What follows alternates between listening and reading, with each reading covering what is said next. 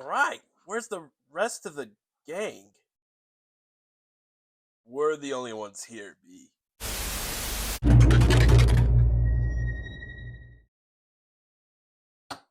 What's going on, everybody?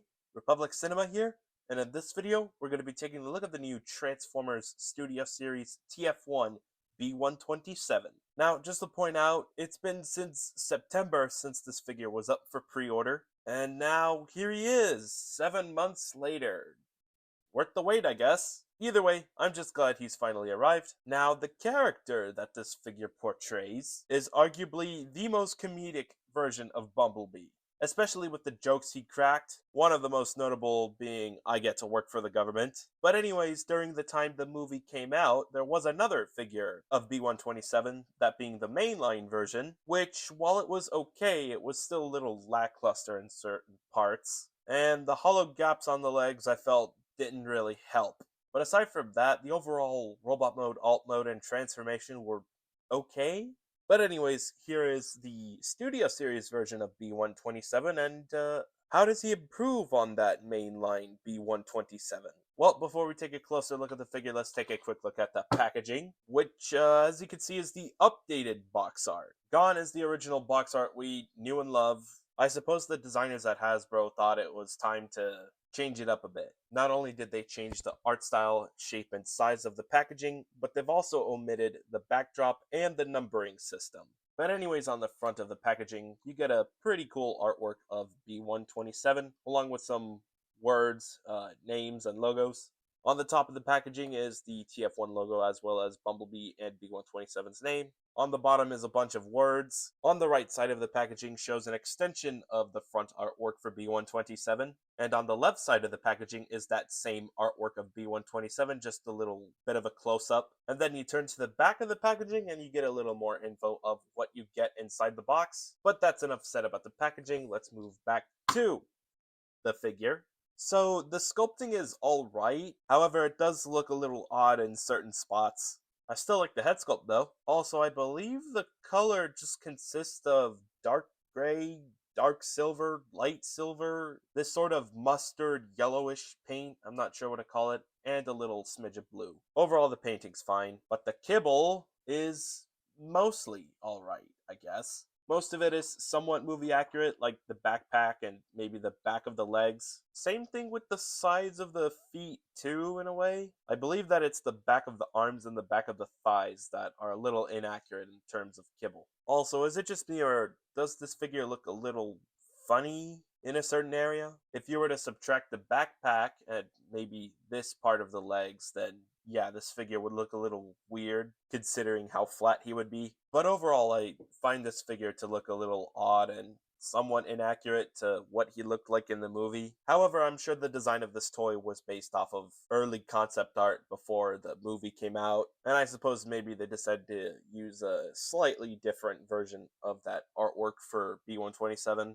Again, I don't know, that's probably just my guess. But what I do have to say for how this figure looks as a toy, he's alright. Now let's move on to accessories, starting off with his Stinger arm cannons, which are sculpted differently for each arm. But anyways, here's what he looks like equipped with both of his Stinger cannons. But then here's what he looks like equipped with both his arm cannons and his knife hands, which can only be plugged in onto the side of the arm cannons, unfortunately. For all I know, there's no way of storing the knife hand on Bumblebee's wrists. Speaking of weapon storage, the arm cannons can store on B-127's backpack, which I guess could also be served as mortars? Anyways, he also comes with the generic Halo Promethean rifle, which I gotta say he does look pretty cool equipped with the gun. As far as I know, there's nowhere to store it on the back. Unless you want to store it here, but other than that, that's the gist of the accessories. Now moving on to Articulation. Starting off, another stiff ball joint at the head, followed by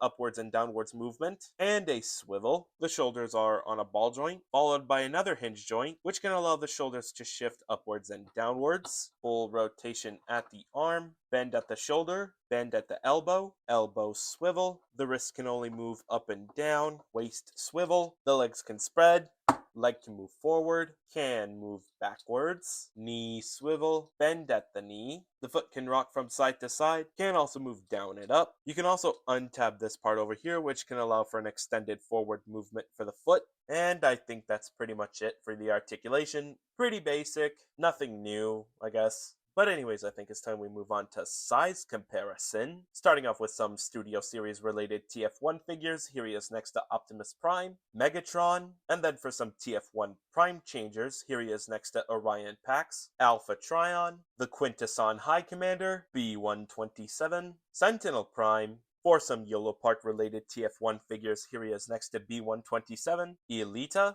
Orion Pax, D16, to compare him along with some other Studio Series Bumblebees. Here he is next to the Dark of the Moon Bumblebee, War for Cybertron B, Bumblebee Movie B-127, Rise of the Beasts B, Deactivated B, and lastly, here he is next to 86B. But we're not done yet, as here he is next to the rest of the Studio Series TF1 gang, that of course only being Optimus and Megatron, but of course we are missing Sentinel Prime, Starscream, and Elita, along with some other Studio Series TF1 figures slated to come out next year, but that's another story. For now, out of the 3 Studio Series TF1 figures that are either upcoming or haven't been reviewed by me, of course, leave a comment down below which one you're looking forward to the most. Also, let me know which of the 3 over here is your favorite.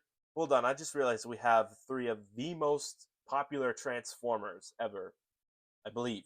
But anyways, I think it's finally time we get down to transformation, which is pretty straightforward, I guess. But to start off, you want to leave the arms at a T-pose, because then we're going to work on the legs. We're not going to fold them completely, we're just going to convert each leg into their own alt mode part. For starters, close in the heel, bring the foot down, straighten it too, untab this assembly, and then bring it up. Make sure that this tab pegs it onto that slot right there. Also, if you have the leg like this, be sure to straighten it out like so. Same thing for the other side. And I guess for now you could leave them the way they are, because then what we're going to do next is rotate Bumblebee's head 180, bring out the backpack.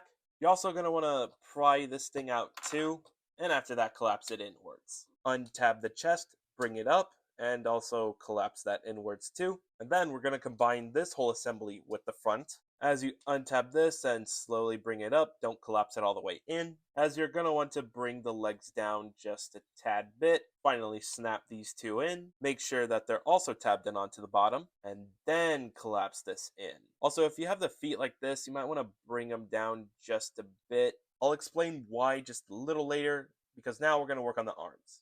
Straighten the lower part of the arm, bring it forward, bring the front part of the arm out, and then fold the hand in. After that, collapse the front part of the arm back. And after that, you're going to shift that inwards, collapse that in, and then go ahead and make sure that that tab pegs in onto that slot right there. If you could see, it basically just goes like this, and this. You do the same steps for the other side, and I believe you should have the Studio Series TF1 B-127's alt mode fully transformed. Now, before we continue with the alt mode, I gotta say the transformation was a little fiddly, at least for the chest and the arms. I thought the lower half of the body transformation was alright, and of course the backpack was a little easy, unless you have something to pry that gray part out. But other than that, the transformation's pretty okay. I would also go far to say that the transformation is easy to memorize. Dare I say after transforming it back and forth once. But again, that's just me. Moving on to the alt mode itself, it's okay. It's pretty clean on this top side, except for the hollow gaps on the side of the car and the back. The wheels still roll as they should.